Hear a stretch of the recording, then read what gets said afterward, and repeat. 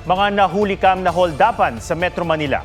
Cellphone pala ang pakay-tangayin ng isang rider sa Taguig na kunwaring nagpasama sa isang estudyante.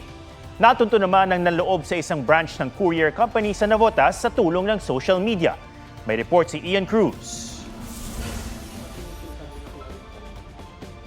Mula H. Sulit Street, lumikaw ang motorsiklong ito sa A. Santos Street sa Barangay Calzada sa Taguig City.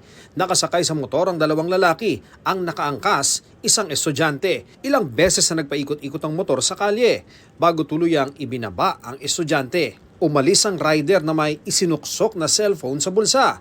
Na-hold up na pala ang 12 anyos sa estudyante. Kwento niya, susunduin sana niya ang isang kaklase nang lapitan ng rider. Tinanong po kung may kilala daw po akong taong Tapos, para magpapasama daw po siya kung saan daw nakatirahan. anong ginawa mo? Pinangkas niya po ako, umangkas po ako. Nang huminto sila, hiniram ng lalaki ang kanyang cellphone para padalhan ng mensahe ang hinahanap umanong tao. Binaba na po ako dun sa may malaking bahay.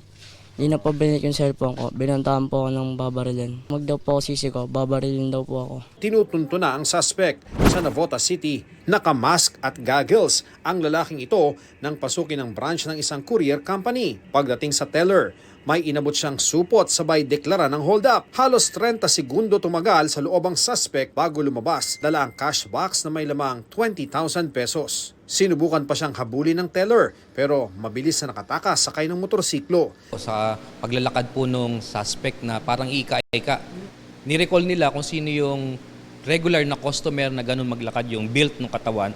At nalocate naman po natin dahil isa sa mga social media friend po nung teller ay na-hold up ay yung mismong asawa nung suspect natin. Nakuha sa kanya ang motorsiklong ginamit sa krimen, cash box at 10,000 pisong cash. Natapat lang talaga na may mga pangangailangan po talaga na hindi ko na kayang ma-provide.